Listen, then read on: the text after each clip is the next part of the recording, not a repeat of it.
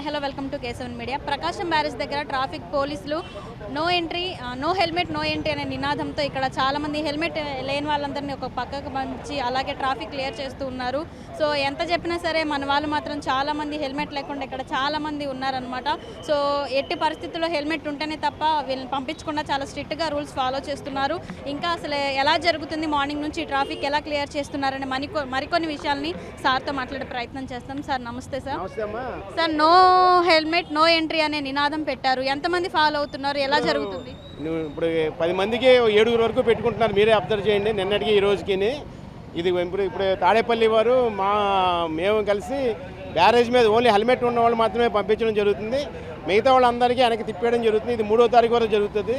దాని తర్వాత ఎవరైతే హెల్మెట్ పెట్టుకోరో వాళ్ళందరికీ ఫైన్ వేయడం జరుగుతుందమ్మా. ఇప్పుడు చాలా మందిని ఇలా పక్క పంపించారు కదా సార్, వాళ్ళకి కూడా చలానాలు వేస్తున్నారా లేదా హెల్మెట్ వదిలేస్తున్నారా? మామూలుగా ఫస్ట్ స్టెప్ చెప్పినప్పుడు వెళ్ళిపోతానంటే వాళ్ళని పంపించేస్తున్నాం. ఎవరైతే ఆర్గ్యుమెంట్ చేస్తున్నాం వాళ్ళకి చలానా వేస్తున్నాం అమ్మా. అంటే ఏం భవిష్యత్తులో ఇలాంటివి ఇంకా జరగకుండా హెల్మెట్ ఇంకా ఎప్పటి నుంచైనా ఫాలో అవుతారు అనుకుంటున్నారా సార్? అంటే ఇది జనాల్లో స్వతంగా ఎవరికాడు మార్పు రావాలమ్మా. ఇది ఒక పోలీస్ వల్ల అయితేనే అవ్వదు. అన్ని డిపార్ట్మెంట్ హెడ్స్ దీని మీద ఆలోచించి ప్రతి ఎంప్లాయీ ప్రతి వాళ్ళు ఏ డిపార్ట్మెంట్ అయినా గవర్నమెంట్ అయినా ప్రైవేట్ సెక్టర్ అయినా కంపల్సరీగా బాధ్యత తీసుకుని అసలు ఎందుకు చెప్పారు హైకోర్టు వాళ్ళు ఎందుకు దీన్ని మనం పాటించాలంటే మనకి ఇప్పుడు వరకు 660 మంది చనిపోవడం జరిగింది. అందులో 2 వీలర్స్ వల్ల చనిపోయిన వాళ్ళు మోర్ దెన్ 80% ఉన్నారు. డెత్ రేట్ని తగ్గించాలంటే కంపల్సరీగా హెల్మెట్ ఉంటేనే డెత్ రేట్ తగ్గించగలుగుతాం. దీనివల్ల చాలామంది ఎక్కువ మంది యూత్ చనిపోవడం జరుగుతుంది. యూత్ని మనం కాపాడుకుంటే వాళ్ళే మన దేశ సంపద. కాబట్టి ఈ హెల్మెట్ డ్రైవ్ని అందరూ సొంతంగా వాళ్ళకి ఎవరికాళ్ళు ఓన్ చేసుకోవాలమ్మా. ఓన్ చేసుకుంటేనే మనం 100% సక్సెస్ అవుతుందమ్మా.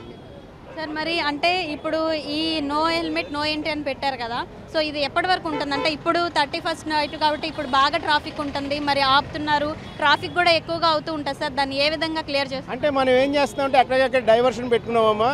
ఓన్లీ హెల్మెట్ ఉన్న వాళ్ళమే బ్యారేజ్ వైపు వెళ్తున్నాం, లేని వాళ్ళు మేము చుట్టూ తిరిగి వెళ్ళవలసిన పరిస్థితి ఉందమ్మా. అంటే చుట్టూ తిరిగి అంటే వాళ్ళు కూడా తప్పించుకుని వెళ్ళిపోతారు కదా సార్, మరి అక్కడ కూడా పెట్టారా లేదంటే వెళ్ళిపోవచ్చా? ప్రస్తుతానికి మొత్తం అంతా ఒకేసారి చేయలేము కాబట్టి కొన్ని సెక్టర్ ప్లేసెస్లో చేస్తున్నామమ్మా. ఇప్పుడు విజయవాడ సిటీలో మా దగ్గర కుమ్మరపాలెం, ఇక్కడ నేతాజీ బ్రిడ్జ్, బెంచ్ సర్కిల్ దగ్గర కొన్ని సెలెక్టెడ్ ఏరియాలో చేయడం జరుగుతుంది. హైవే మీద మొత్తం అంతా ఇన్స్పెక్టర్స్ 12 మంది ఇన్స్పెక్టర్స్ ఏసీపీలు అంతా కలిసి చేస్తున్నామమ్మా ఈ సోషల్ డ్రైవ్. మీరు అందరికీ అవేర్నెస్ కల్పించి అందరూ హెల్మెట్ పెట్టుకునేలాగా ట్రాఫిక్ రూల్స్ పాటించేలాగా చేయాలని కోరుకుంటూ, అలాగే హ్యాపీ న్యూ ఇయర్.